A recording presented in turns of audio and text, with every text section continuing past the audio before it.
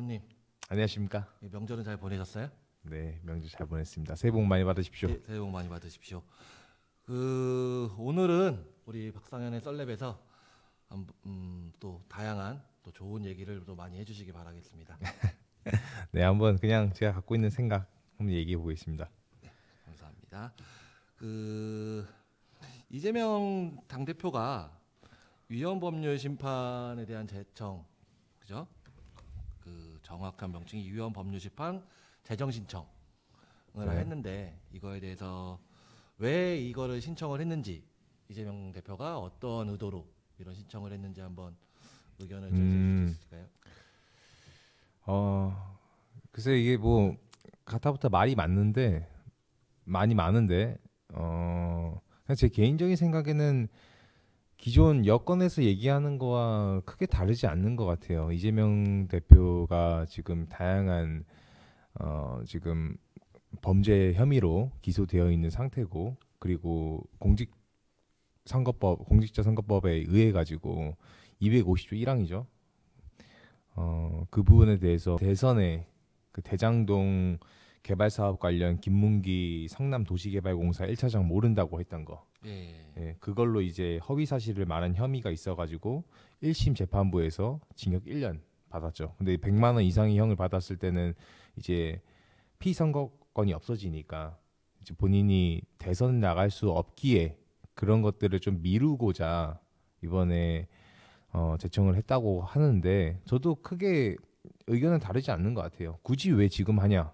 1심에서 하면 됐었을 걸. 그게 정말로 위헌이었으면은 본인이 부당하게 기소당했고 그 법이 부당하게 자기에게 해석이 돼가지고 헌법에 위반된다라고 얘기하는 거면은 1심 때 얘기했으면 충분히 되지 않은 거를 왜 지금 2심 재판 선고 얼마 안 남고 갑자기 얘기를 하냐. 근데 이거는 정말로 좀 기만하는 것 같아요.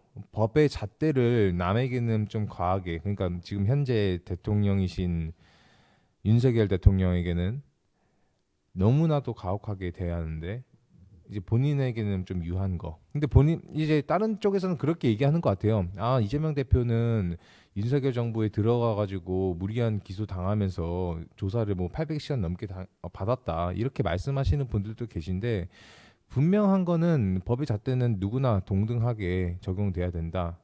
본인도 어떻게 보면은 공당의 대표시고 대선을 꿈꾸시는 분이시라면은 젊은 청년들이 계속 욕하는 게 뭐냐면은 그분의 그 자격 요건에 대해서 의구심을 품는 거잖아요.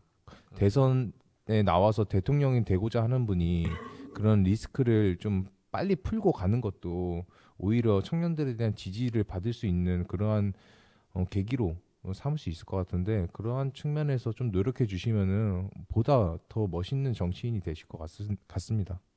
그렇죠. 그 사법 리스크 때문에 사실은 이런 계엄 사태나 이런 뭐 윤석열 대통령 탄핵 이런 지금 재판이 있는 와중에도 그 여론조사 지지율이 큰 차이가 안 나잖아요. 그러면 본인이 사법 리스크가 정말 본인이 잘못이 없다고 하면 그거를 빨리 풀어야 자기한테 더 이득이 되고 이익이 될 것 같은데, 참 저도 왜 그러는지 참 그게 안타깝고요. 그러면 이거 정말 어려운 질문인데, 어쨌든 위헌 법률 심판에 대한 재정 신청은 헌법재판소에 나가는 거잖아요. 그렇죠.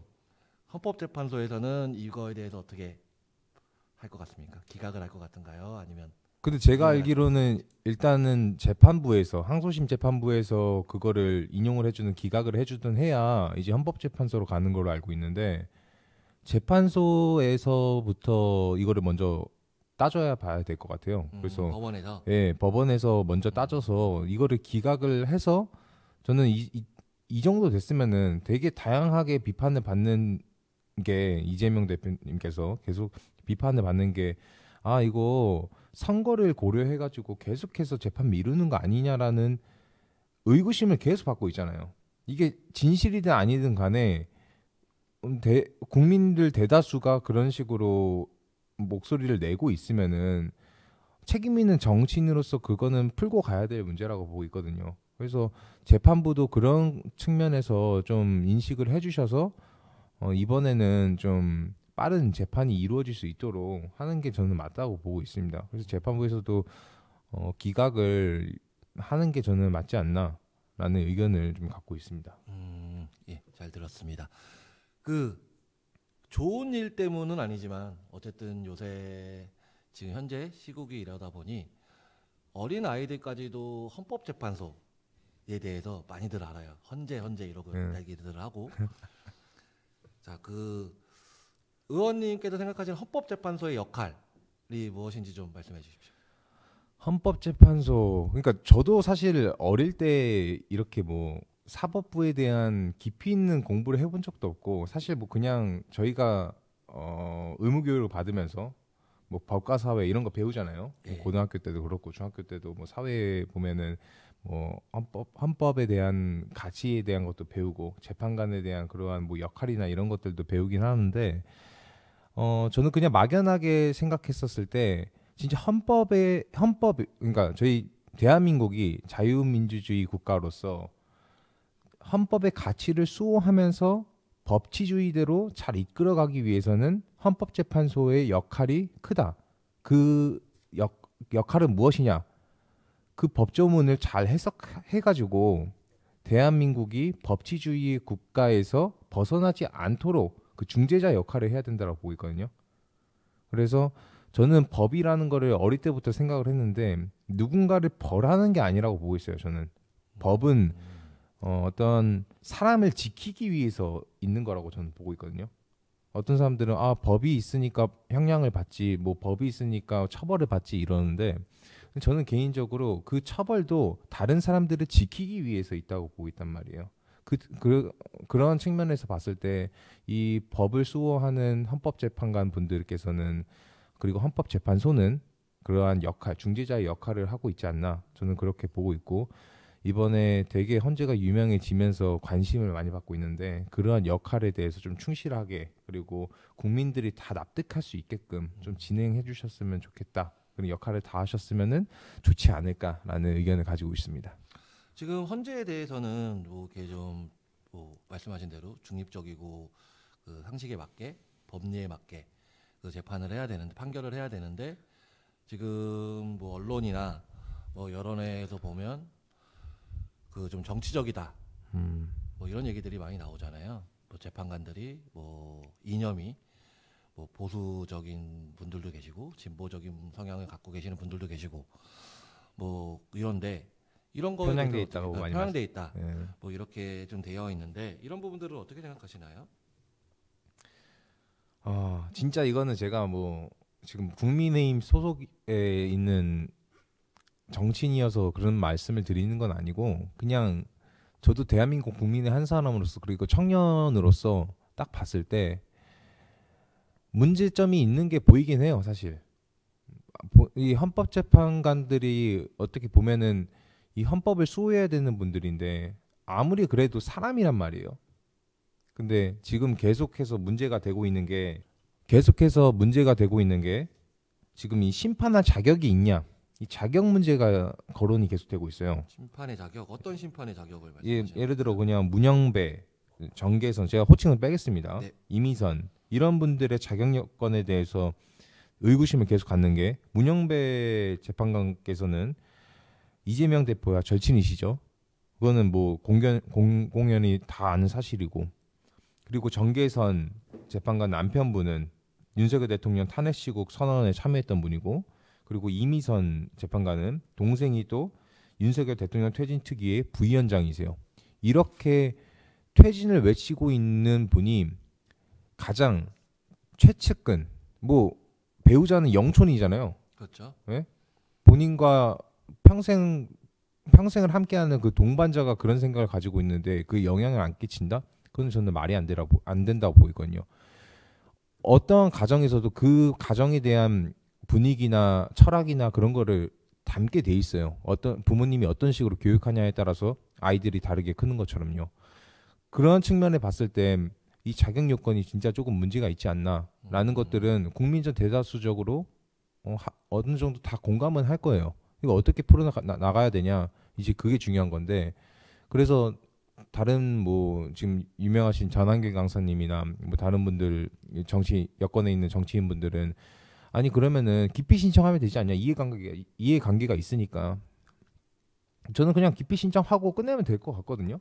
뭐 사퇴까지는 안 하시더라도 본인이 헌법재판관으로서 자부심이 있으면서 자부심 있게 그렇게 해오신 부분이 있으니까 거기에 대한 부분은 충분히 존중하는데 아니 이렇게 이해관계가 있는 분들이 어떠한 특정 사건에 대해 가지고 재판을 받는다? 저는 이건 좀 문제가 있다고 보고 있습니다. 그래서 또 하나만 또 말씀드리면은 이제 야권에서는 그런 말씀하세요. 아니 헌법재판관은 양심에 따라 가지고 이 헌법을 해석해 가지고 심판하는 그런 중재자 역할만 하는 뿐이다. 그런 역할만 한다. 아니 왜 계속 이상한 걸로 뭐 SNS에 글을 올리고 뭐 해가지고 뭐 이것 때문에 안 되고 저것 때문에 안 되고 뭐 동생이랑 뭐 배우자가 그런 게 뭔 상관이냐라고 하는데 아니 그럴 거면은 챗 GPT 쓰면 되잖아요. 솔직히 AI한테 헌법 법률 이런 거 다 교육시킨 다음에 입력시켜 놓고 아 이 사건이 헌법으로 위반되냐 안 되냐 그냥 그러면 돼버리는 거 아니에요? 근데 왜 헌법재판관이 왜 필요해요?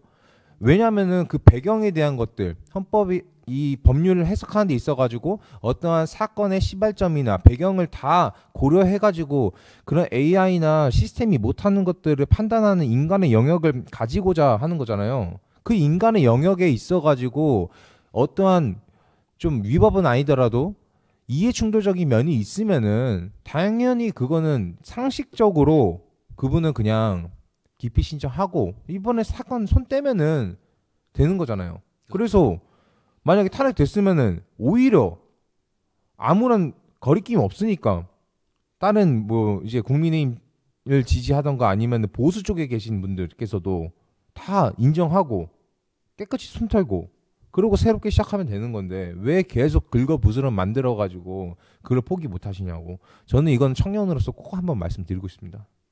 화나신 건 아니죠.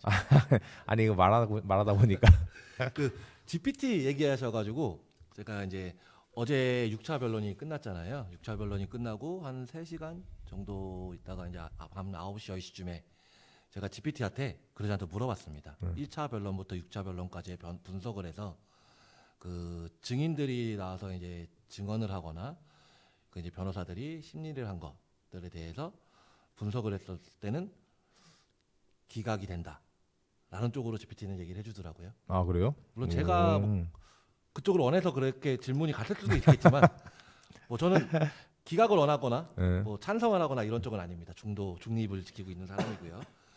그 말씀하신 것 중에 지금 중립이라는 얘기가 나왔는데 헌법재판소는 당연히 중립을 지켜야 되는데 지금 우리나라 헌법재판소의 재판관들을 선정하는 그 임명을 하는 그 제도 자체가 중립이 될 수가 없는 제도 아닌가요? 저희는 어쩔 수 없이 정치적이 될 수밖에 없는 게 대법원 그리고 대통령 그리고 국회에서 임명을 하게 되어 있는데 추천을 하는 거죠. 추천을 하게 되어 있는데 이러면 당연히 뭐 국회 추천을 받는 분들, 대통령 추천을 받는 분들, 뭐 지금 같은 정국이 아닌 뭐 거대 야당이 아닌 여당이 거대 여당이었을 경우에는 또 다르겠죠. 그럴 때는 그렇지가 않는 이런 상황에서는 당연히 정치적일 수밖에 없지 않나라는 생각을 하고 있습니다. 뽑는 분들이 추천을 하는 분들이 당연히 내가 잘 아는 사람들, 나와 생각이 같은 분들 위주로 다 추천을 하게 될 거니까 그러지 않을까라는 생각을 하고 있고요. 그래서 저는 헌법재판소에 그 재판관들을 임명하는 것들을 좀 제도를 좀 바꿔야 되지 않나라는 생각을 많이 하고 있고 그런 거는 이제 저는 어차피 기자기 때문에 제가 할 수 있는 일은 아니고 우리 이제 의원님께서 앞으로 계속 입법 활동을 하시면서 그 제도를 좀 바꿔주셨으면 좋겠습니다. 그건 저도 못 바꾸는데. 아, 아니 말씀해 주시니까 저도 말씀드리는 건데 뭐 정치적이지 않냐라고 하는데 저는 세상사 모든 게 다 정치라고 보고 있거든요. 어떠한 자그마한 뭐 동아리를 들어가더라도 거기에 다 정치가 들어가 있어요. 어떤 개인사 그냥 친구 3명 이상만 모여 있으면 저는 다 정치가 무조건적으로 일상에 녹여져 있다라고 보고 있습니다. 근데 그걸 어떤 식으로 풀어가냐가 또 이제 사람들 사는 사회에서 좀 묘미죠. 근데 다른 거 다 괜찮다는 거예요. 근데 이번 거는 헌법재판소에서 심판을 하려고 하는 게 심리를 하고 있는 것도 뭐냐면은 국군 통수권자인 대통령에 대한 거란 말이에요. 그렇죠. 그냥 일반적인 사건 사안이 아니에요. 이거는. 근데 그런 면에서 자격 요건에 대한 논란이 있다, 이슈가 있다. 그거는 털어버리고 가야 국민적인 납득을 가져갈 수 있고, 그리고 뭐 서부지법에서 뭐 폭동 사태라고 뭐 말하는 거, 이제 폭력 사태가 이루어졌었죠. 그 부분에 대해서는 저도 정말 안타깝고 해서는 안 되는 일이라고 보고 있습니다. 근데 그런 게 왜 일어났냐? 우리 근본적인 문제를 같이 보자 이거예요. 사회적인 합의를 이뤄내고 절차대로 갔으면은 그렇게 무리하게 자기네 분노를 표출하는 분들도 없었을 거 아니에요. 물론 그게 저는 그분들을 옹호하거나 보호하고자 하는 말씀이 아닙니다. 그 부분이 너무 안타까워요. 우리 정치가 계속 이분법적으로 좌우 이렇게 나눠서 가고 있는데 저는 그러면 안 된다. 이제는 그러지 말고 좀 민주당에서도 우리 노무현 대통령님이 항상 얘기하시던 그 통합의 정치 좀 해주셨으면 좋겠고, 여권에서도 좀 무리하게 너무 말하지 말고 합의할 거는 합의하고 포기할 건 포기하고 이렇게 가야 합의가 이루어지는데 지금 합의가 너무 안 되는 것 같아요. 재판관도 그렇고 하여튼 네, 제 답은 이걸로 그냥 가름하겠습니다. 네, 알겠습니다. 그 이제 우리 헌법재판소에 대한 얘기를 계속 하니까 이번에는 지금 또 이슈가 되고 있죠. 지금 계속 말씀하신 우리 문영배 헌법재판소 권한대행에 대해서 지금 탄핵 국민청원을 하고 있잖아요. 뭐 이런 부분에 대해서는 어떻게 생각을 하시는지 한번 의견을 들어볼까요? 저는 그건 좀 반대입니다, 사실. 저도 이제 국민의힘이라는 정당의 옷을 입고 있는 사람이지만 헌법재판관을 탄핵해야 된다? 그거는 좀 옳지 않다고 보이세요.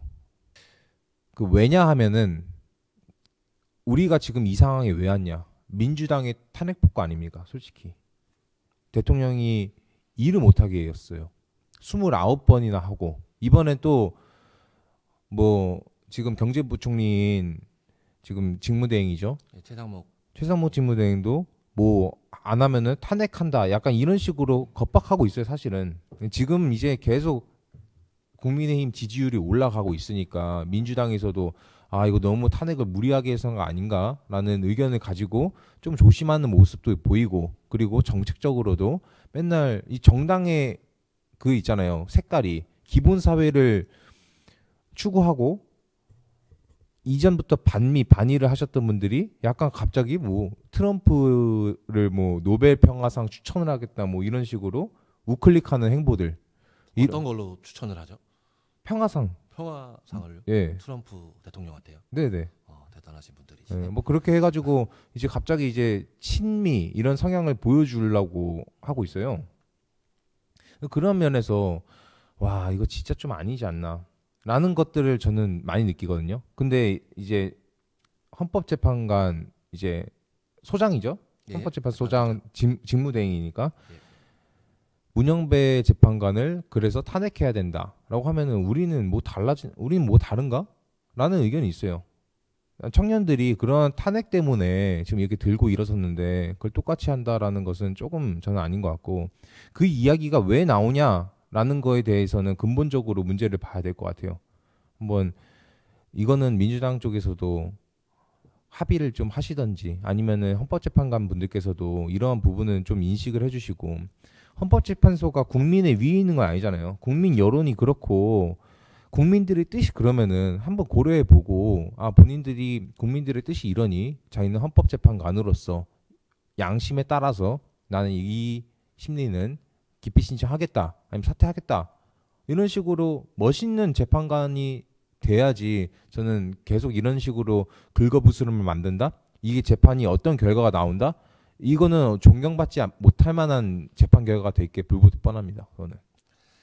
지금 뭐 보수의 청년들 그리고 보수를 지지하시는 그 우리 우파의 많은 국민들이 뭐 국민 청원을 하고는 있어요. 문영배 그 권한 대행에 대해서. 근데 지금 그 의원님이 말씀하신 것처럼 그냥 무조건적인 자꾸 탄핵은 좀 그만 나왔으면 좋겠다. 탄핵에 대한 이제 트라우마가 생길 것 같아서 탄핵이란 말은 좀 그만 나왔으면 좋겠고 지금 헌재에서 윤석열 대통령의 탄핵에 대한 심판을 하고 있잖아요. 그것도 역시 똑같이 지금 위법을 했느냐 안 했느냐를 가지고 지금 재판관들이 판사들이 그거를 지금 따지고 심리를 하고 있는 중이고 우리도 똑같이 권한 대행도 이 사람이 정말 위법을 했느냐 안 했느냐만 가지고 뭐 이재명과 친하다 이 사람이 좌파다 해서 탄핵을 하는 거는 사실은 좀 비합리적이라고 봐요. 참 안타까운 일이라서 우리 국민 여러분도 좀 합리적으로 정확하게 좀 신중하게 좀 봐주셨으면 좋겠다는 생각을 좀 바람을 하고 있습니다. 맞습니다. 근데 이거 진짜 안타까운 게 뭐냐면은 근데 이 탄핵 얘기가 나오게 된 것도 문제가 있는 거잖아요. 이 자격 요건이 있냐? 이재명 대표와 절친인 분이 그렇게 해가지고 제대로 된 판결을 내릴 수 있겠냐? 근데 저는 제가 만약에 문영배 재판관이라면은 제 절친이 연관되어 있지는 않지만 직접적으로는 근데 간접적으로는 연관되어 있다는 거는 누구나 다 아는 사실이에요. 이거는 여기 이 윤석열 대통령이 지금 탄핵이 되면은 본인의 친구인 절친인 이재명 대표가 살 수 있는 기회고 아니면은 더 힘들어지는데 친구를 살리겠냐 안 살리겠냐 이 갈림길이라고 저는 보고 있거든요. 그 갈림길에 두어져 있으니까 국민들이 계속 소리치는 거예요. 정신 차리고 헌법에 기반해가지고 양심적으로 심리하고 심판해라. 그게 안 되면은 빠져 있어라. 이것만 계속 주장하는 거니까 그런 목소리는 꼭 들으셔야 된다라는 거를 저는 국민 한 사람으로서 청년으로서 꼭 말씀드리고 싶습니다. 뭐 그거는 이제 뭐 사람의 판단이고 인간으로서 이제 사람으로서 해야 되는 사고와 판단인 건데 어쨌든 법적으로는 그 재판소장이 퇴임을 하면서 인기가 끝나서 퇴임을 하면서 그 다음 순번인 문영배 재판관이 이제 권한 대행으로서 역할을 하는 건데 12월 14일 날 의결이 됐고 그럼 180일이니까 대략 한 6개월 정도 되죠. 6월 달까지 정도 되겠죠. 근데 이분은 4월까지예요. 근데 어쨌든 뭐 180 이내기 때문에 뭐 20일 만에 끝날 수도 있고 30일 만에 끝날 수도 있고 50일 만에든 뭐 90일 만이든 끝날 수는 있지만 그래도 대통령 한 나라의 대통령을 탄핵을 하는 이 재판인데 이거를 그렇게 짧게 하는 거는 좀 신중하지 않나. 그래서 한 나라의 대통령을 탄핵을 하는 거를 좀 신중하게 해서 정말 열심히 더욱더 집중해서 신중하게 검토를 하고 해서 좀 그 판결을 해야 되는데 그러기에는 문영배 권한 대행 같은 경우는 임기가 너무 짧게 남아 있으니 그래서 본인이 그렇게 아마 인터뷰를 하셨던 걸로 알고 있는데 뭐 본인 임기 안에 그러니까 90일 안에 끝내겠다 뭐 이런 얘기를 하셨다고 하더라고요. 근데 저는 그런 거 자체가 이분이 너무 권한 대행으로서의 그 직무를 유기를 하고 있는 게 아닌지 그런 생각을 하고 있고요. 차라리 그 다음 순번이 또 오래 남으신 분들도 계시잖아요. 이런 분들한테 권한 대행을 넘겨주는 방법도 하나의 방법일 수 있다라는 생각을 좀 하고 있습니다. 유종의 미를 거둬라. 예, 그렇죠. 알겠습니다. 좋은 말씀 감사합니다. 네. 지금 민주당에서 뭐 최고위 회의나 이재명 대표들의 발언을 보면은 되게 본인들의 정치적 성향, 그러니까 정당의 방향성이죠. 정당의 당원 당규가 있을 거 아니에요. 거기 보면 이제 우리 당은 어떠한 당이다라는 게 있잖아요. 뭐 우리는 뭐 기본 사회를 추구를 하고 뭐 평등을 더 중요시하고 아니면 뭐 더 자유를 중요시하고 이런 게 다 있잖아요. 그래서 이제 국민들은 난 저 당이 좋아, 난 이 당이 좋아. 그래서 난 이 당을 지지해. 아니면 난 이 당에는 뭐 이러한 뭔가 스탠스가 싫어가지고 나는 다른 당을 좋아해. 라는 것들을 국민들이 판단을 하잖아요. 근데 이제 갑자기 지지율이 국민의힘이 제가 어제 기사로 보니까 51%가 넘었어요. 아, 벌써 국민의힘이 그렇게 넘었어요? 예. 근데 50%가 넘었다고 하는데 51%가 나왔거든요. 근데 그게 사실상 더 될 거다라는 해석이 많아요. 근데 민주당이 갑자기 이제 그런 것들은 잘못됐다, 편향되고 아주 여론조사가 잘못됐다. 예, 여론조사 잘못됐다라는 식으로 가고 그렇게 하면 끝나면 되는데 갑자기 정책 방향을 제가 저번에도 말했지만은 기본 사회를 좀 더 고려해보고 이제 그것보다는 분배와 배분보다는 조금 더 우리가 지켜야 될 것들 어떻게 만들어 나가야 되는 걸 더 중요하게 생각해야 된다라고 스탠스를 바꿨단 말이에요. 그리고 최고위원 회의 같은 거 보면은 다시 대한민국이라고 적혀 있어요. 그거 보셨죠? 네. 그거 윤석열 대통령이 하던 거잖아요. 슬로건. 갑자기 그리고 윤석열 대통령이 하던 그런 정책들을 계속 스금스금 얘기하고 있어요. 아니 윤석열 대통령이 하자고 할 때는 다 탄핵해버리고 못하게 막고 예산도 다 깎아버리고 그런 말도 있잖아요. 아니 아내가 아무리 미워도 집안에 어떠한 사람이 미워도 생활비는 주면서 집안일을 하라 이렇게 시키지 생활비를 영품 그러니까 빠원으로 만들어 놓고 알아서 뭐 밥도 하고 뭐도 하고 이게 말이 됩니까 이게 그래서 이제 그것 때문에 저는 요즘 들어가지고 민주당의 행태가 이거 좀 이상해지고 있다. 본인들이 내세우는 정치 철학도 바뀌고 있네. 그래서 지금 계속 얘기하면서 뭐 밈이라고 하죠. 짤로 나오는 거. 거기 어떤 게 있냐면은 늑대가 있어요. 양 무리에서 단장이 서가지고 저는 앞으로 채식하겠습니다 이래요. 그러면 사람들이 와 이런 그 양들이 와 이래요. 거기에 이제 제목이 뭐냐면 당신은 누가 생각납니까 이거예요. 저는 그걸 보면서 진짜 이게 뭔가 밈이고 짤이지만은 잘 만들어졌다라는 생각이 너무 많이 들거든요. 그러니까 본인들이 추구하는 정치 철학이 있으면은 그대로 밀고 가야지 갑자기 보수적인 성향을 띠는 정책들을 하나하나 꺼내고 있단 말이에요. 발언도 하고 있고 아까 제가 말씀드렸던 트럼프 관련해 가지고 노벨 평화상을 추천한다 이런 말도 그렇고 아니 갑자기 이렇게 바뀌니까 너무 웃긴 거예요 이게. 저는 이거 개인적으로 생각으로는 뭐 하시는 분들이지? 그런 생각이 들거든요. 기자님은 좀 어떤 것 같아요? 하지만 그분들도 사람이니까 내가 정치를 하다 보니 내가 민주당에 있다 보니까 저쪽 국힘에서 하는 정책은 다 마음에 안 들어야 하는데 저 정책은 그래도 마음에 드네. 나도 내가 그걸 한번 시도해봐야지. 라고 하면서 그 변화는 해줄 수 있죠. 근데 문제는 뭐냐면 지금 의원님이 말씀하신 대로 변화는 줄 수 있고 받아들일 수 있죠. 저는 그래서 오늘 원래 개헌도 얘기하고 싶었지만 시간이 짧아서 개헌까지는 말을 못하지만 대한민국은 개헌이 되어야 된다고 하는 게 대통령이 5년 동안 어떻게 국정 운영을 다 합니까? 이 많은 것들을. 그렇기 때문에 계속 이어나가야 되고 잘했으면 이어나갈 수가 있는 거고 못했으면 이제 바뀔 수밖에 없는 거고. 근데 정책이라는 것도 똑같다고 봐요. 이 전 정부에서 해왔는데 현 정부에서 하고 있는데 나는 야당이야 해서 저 정책을 수용할 수 없어 라고 말은 하지만 사실은 그들도 속으로는 저걸 해야 되는 것들이 맞는데 라고 생각할 수도 있어요. 누군가의 눈치를 보면서 어쩔 수 없이 말을 못하고 숨기고 있는 건데 지금 아주 좋은 기회 아닌가요? 그 눈치를 보게 해주시는 분이 눈치를 주는 분이 그분이 이제 말을 바꾸셨잖아요. 그러면 그 정책들을 다 수용하고 그렇게 되면 저는 이것도 맞다고 봐요. 지금 29번째 탄핵이 되면서 여론이 많이 바뀌었죠. 그런 것처럼 이런 것도 계속 말 바꾸고 하면 국민들이 그렇게 생각하지 않을까요? 윤석열 대통령이 여당에서 국민의힘에서 대통령실에서 해오던 정책들이 잘못된 게 아니었네. 맞는 거를 했네. 이렇게 되지 않을까. 제 바람입니다.